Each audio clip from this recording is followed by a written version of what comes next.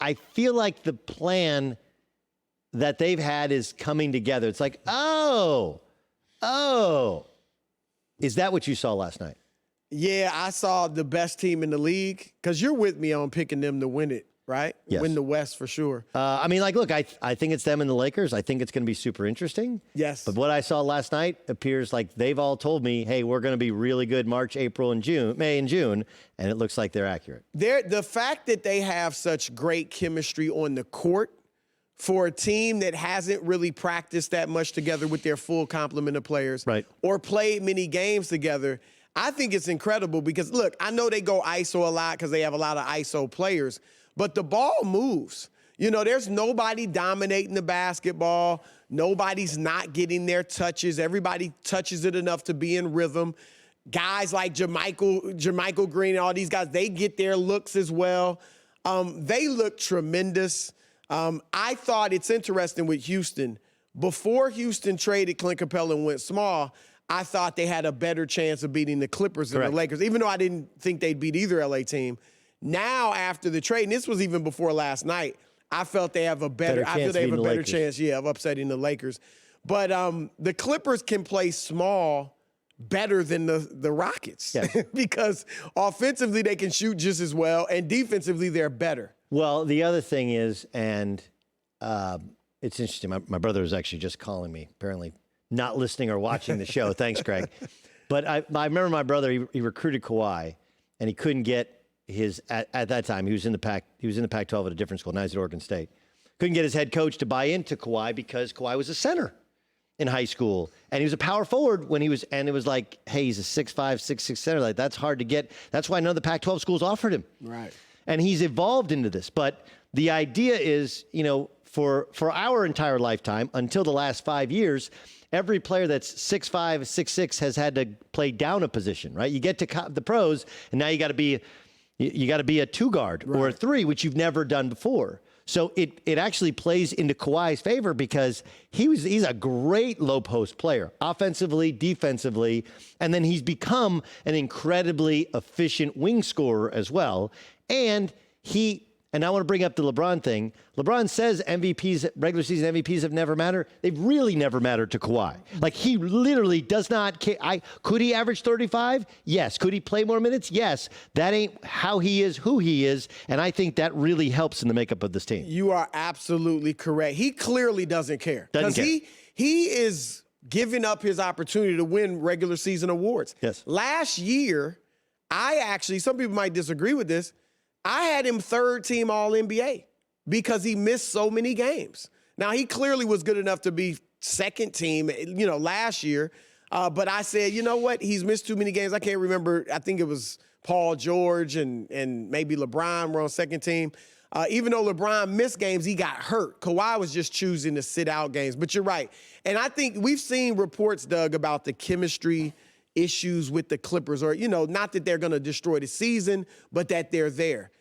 Where those stem from, I believe, is that last year, not only on the team, but throughout that entire organization, it was every game, every possession counts. And even within that organization, they got a great front office. They leave no stone unturned. It's like every little detail matters to us. They went out and hired Lee Jenkins from Sports Illustrated to help them, to relate to players and help them recruit guys and investigate guys. So every detail mattered. Now you bring in Paul George and mainly Kawhi Leonard, two superstars who are like, come on, man, first few months don't even really matter. I'm not playing every game. We'll be ready late in the season and come May and June. And that's where, even with Doc, when Doc had the big three in Boston, they started out like gangbusters because he was like everything, every game matters. That's where the adjustment has been to these superstars who feel a different way. But now as the other guys, the guys who might be skeptical, see a game like last night, now they're, okay, I see it. And I think they put the league on notice a little bit as well. They did. Right? What about the Rockets? How disheartening could it be to them? They've been playing so well. And you could say, hey, it's one game where they're 7 of 42 from three, but they didn't really feel competitive. And you're losing seemingly the same way at home. against the Clippers now, who, again, like they couldn't beat the Warriors when the Warriors were the best team. Now they can't beat the Clippers when the Clippers are the best team. Do you believe that last night's was any more disheartening than any other loss? Yeah, it's not one game. I mean, they lost to a much better team, and everybody can talk about, well, they missed 23s in a row. You know, anybody can do that or get cold. There's Doug, you played at a high level. There's a reason they missed a lot of those threes, even the open ones, because the Clippers were so aggressive, so long, so fast to the ball, to the point they could contest some of the threes, but yet get back and stop them from driving at the same time, that even when you were open, you were thinking about it. You know how it is, like you had to shoot it just a tad bit quicker than you do in other games. And so that's why they missed so many threes. So, look, I think the Rockets are battling Boston for the fourth best team in the NBA. So I really think they are a very good team. I think they improved with the trade to go small, but they're just not good enough to win a championship. And from Daryl Morey to Mike D'Antoni to James Harden and Russell Westbrook, that's what they need. Being relevant is not what it's about. It's about a championship. They're not good enough. I also thought the Clippers using Zubac and having Zubac have such a big game was one, brilliant. Two, it shows his athleticism. Right, for a big man, he's right, athletic. how they can zig when everybody else is zagging. And it is a little salt in the wound of the Lakers, who Magic Johnson just gave him away in like a laughable trade. And Lou, don't forget Lou used to be a Laker. And yes, they just tried to bring in Deion Waiters to be Lou. Yeah, there's a lot to it that felt good for the Clippers and not for everyone else. Lakers, Bucks tonight. Who's the game bigger for? I think it's bigger for the Lakers. The Bucks obviously, they beat the Lakers the first time and actually pummeled them. And I know they only won by 7, but they were up 19. Yeah, 19 in the first half. So I think the Lakers are 0-3 against the Clippers and the Bucks. And let's face it, I mean, if you want to give Boston some type of slim chance of winning it all, there's really 3 championship contenders this year: the Lakers, the Clippers, and the Bucks. And the Lakers haven't beat any of them. So I think they need for themselves. Well, didn't they beat the Celtics? They win that game in the Well, yeah, the Celtics, but I'm saying right. But even when they beat the Celtics, Kemba didn't play, right? And that was an overtime game without Kemba Walker. So yeah, I think the Lakers understand they need to get one of these games, and I think they'll get the Bucks game. I think they'll lose to the Clippers. I think they'll beat the Clippers in the last game when they play in April. LeBron says he's never been motivated by the MVP. That's what he said. Did you ever play a Little League season when you didn't want to make the All-Star team? Never. Ever play when you didn't want to make All-Conference? Listen. He's a human being. I have a friend, and I'll give him a shout out. His name's Clay McKnight. His dad's legendary coach at Mater Dei High School, right? And so Clay runs these tournaments, these shootouts every weekend in Orange County. We play in them. My AAU program, we play in them. Right. And he does a great thing. Every game gets an MVP. And I'm telling you, like, my kid, I could dog cuss my kid, make him run sprints, could tell him how bad. If he gets that MVP shirt at the end of the game, like, the rest of the day is smooth sailing. Everybody wants to be the. Why would he lie to us? Well, he said the right thing. I'm gonna give you why I believe. LeBron was the best player in the world for what, a decade roughly. And he's in the discussion. We're forgetting. We forget Tim Duncan. I don't, but you do. I know you. No, we right. forget. It's like Kobe Bryant, like, didn't exist until all of a sudden he tragically dies. Was he better than LeBron though?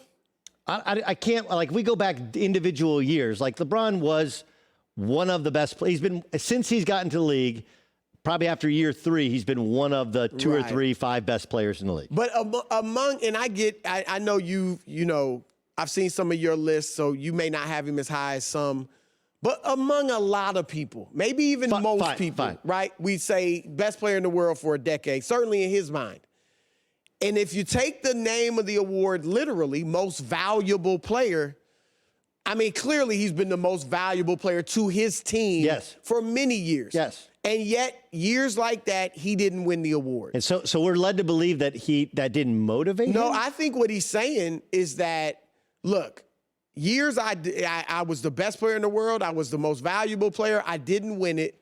Why should I focus on it? Why should I put it out there that I'm focused on it and won it when even if I deserve it, there's a good chance I won't win it. So I think Jordan had that too, right? It's the Jordan fatigue, the LeBron fatigue of voting for him. We give it to other guys. And I think with LeBron, it wasn't always fatigue. But I just think that it's smart on LeBron's part to say, look, I'm not focused on this because if I don't win it and it looks like Giannis is the front runner, then it just looks bad if I'm really focused on it. Have you come closer to my side in terms of his value? I just think Giannis is so far clearly the MVP. If you put the storyline is better for LeBron. The storyline, but I would also say and he's having a great year. We only got 30 seconds, so I'm kind of pinchy on this thing.